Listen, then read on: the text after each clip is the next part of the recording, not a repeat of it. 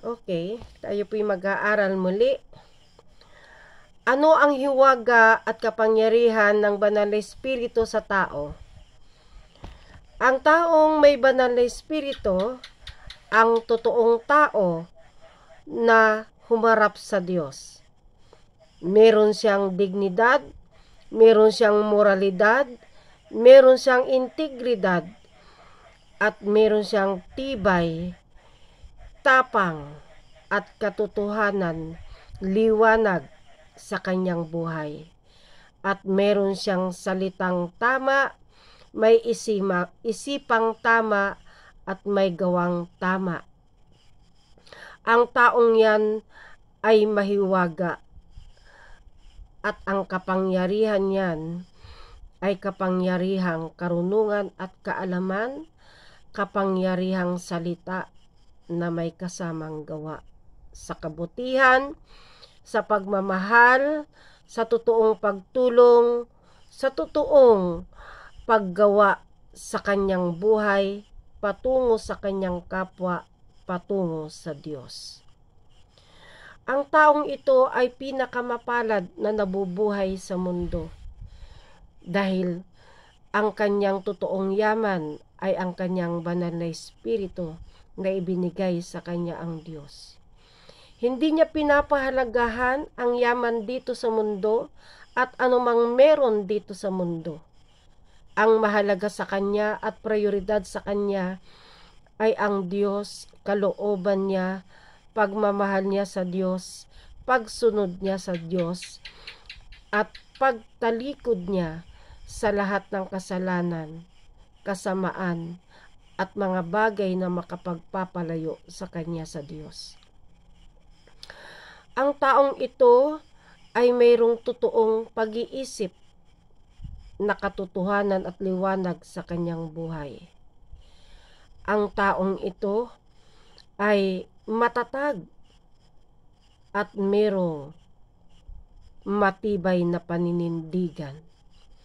Alam niya ang kanyang sariling tayo bilang siya ay tao at siya ay totoong humaharap na tao sa harapan ng lahat ng tao patungo sa harapan ng Diyos.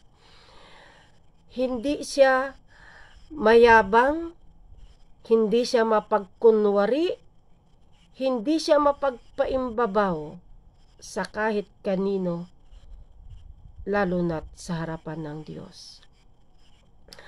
Ang taong ito ay may kalugod-lugod na isipan at kalugod-lugod na pananalita sapagkat meron siyang matinong pag-iisip sa kanyang isipan. Ang taong ito ay napakalapit sa Diyos at hindi siya mabubuhay nang wala ang Diyos sa kanyang buhay.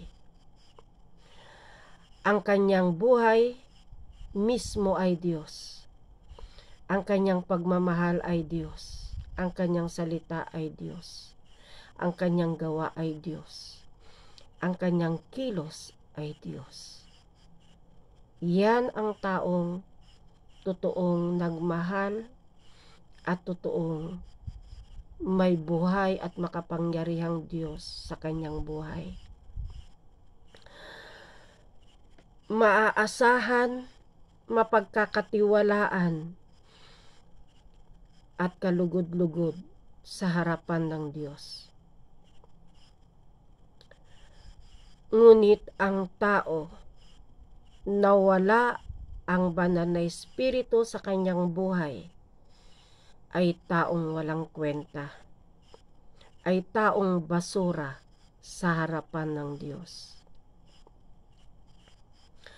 Ang taong yan ay mahilig sa laman, mahilig sa buhay dito sa mundo, mahilig sa paggawa ng kasamaan, at mahilig magtungayaw sa Diyos. At matigas ang ulo at laging pasaway sa Diyos.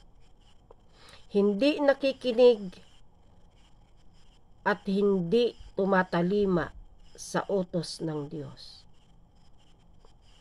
Yan ang taong walang Diyos at walang banal na espiritu sa kanyang buhay.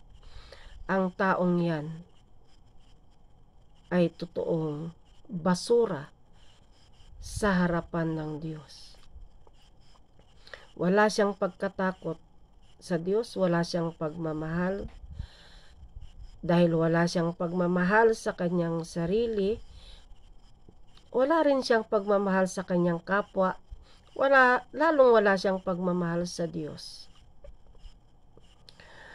At kapag kaganon ang tao, hindi mo yan mapagkakatiwalaan at hindi mo yan maaasahan. At wala kang tibay na masasandigan sa taong ganyan. Bakit nga ba sinabi ni Haring David,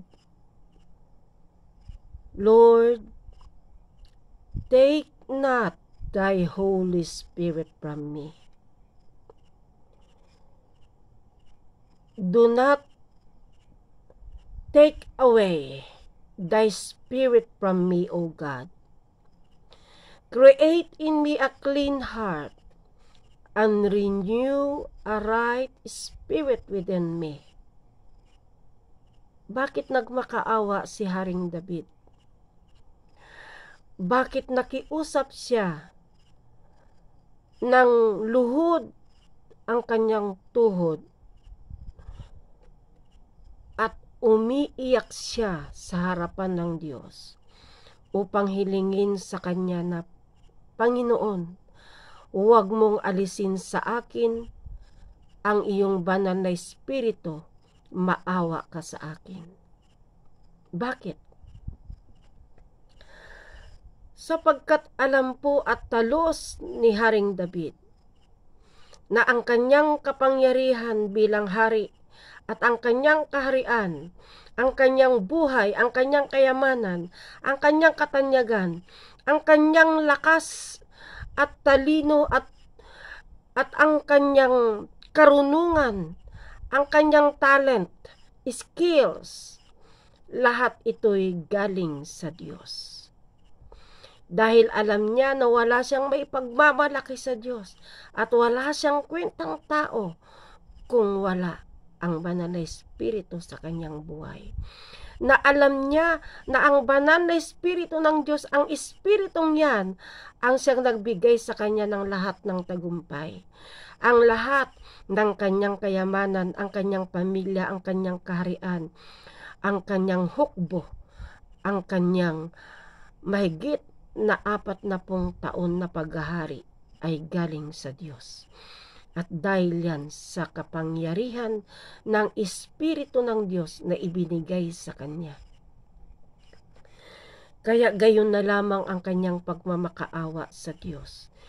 Take not thy Holy Spirit from me. Tayo po ba ay ganon tayo sa harapan ng Diyos? Ganon ho ba ang panalangin natin sa Diyos? Bakit napakahalaga ng banal na espiritu kay Haring David? Na siya'y hari at siya'y makapangyarihan bilang hari. Ngunit nagpasakop siya sa Diyos. Nagpasailalim siya sa kapangyarihan ng Diyos. Naglulumuhod siya sa Diyos. Yun ang taong totoong sinasabi niyang ang kayamanang ito, ang katanyagang ito, ang buhay na ito, ang kahariang ito at ang kapangyarihang ito na meron ako, Panginoon, ay walang kwenta kung wala ka sa buhay ko.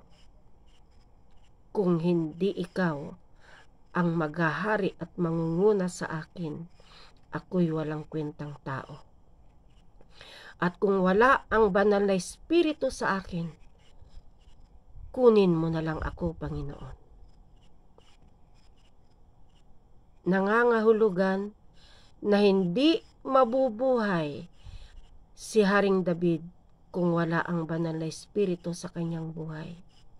Nangangahulugan na ang buhay niya ay ang banal na espiritu, na ang buhay niya ay ang Diyos na may gawa ng langit at lupa, na ang kanyang kapangyarihan ay ang totoong banal na espiritu. At ito lang ang kailangan niya sa kanyang buhay, wala nang iba.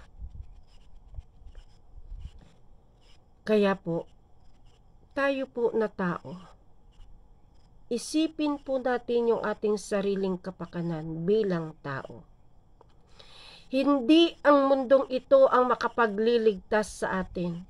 Hindi ang anumang bagay o kayamanan, pinag-aralan, propesyon ang mahalaga at dapat pahalagahan ng tao, kundi ang kanyang pagtalikod sa lahat ng ito at tanggapin ng buo sa kanyang sarili ang Diyos upang mabuhay siya ng ganap at kaaya-aya. Anumang meron ka sa mundong ito, anumang achievement mo, anumang yaman mo, anumang katanyagan mo, anuman ang meron ka sa buhay na ito, baliwala ang lahat ng yan pagharap mo sa Diyos. Sapagkat hindi ang katanyagan, hindi ang kayamanan, hindi kung ano ang achievement mo dito sa mundo ang ilalatag mo sa harapan ng Diyos, kundi ang iyong totoong pagmamahal sa Kanya, na nandyan ang banal na espiritu sa iyong buhay. Yan lamang po ang pwede nating maipagmalaki sa ating sarili. Ang liwanag ng banal na espiritu ang susi upang tayo'y makaharap ng totoo sa harapan ng Diyos. Ito ang totoong kayamanan ng isang tao. Ang matutunan mong mahalin ang Diyos, ang matutunan mong tanggapin siya at magpasakop sa Kanya, magpasailalim sa Kanyang kapangyarihan, yan ang totoong yaman mo.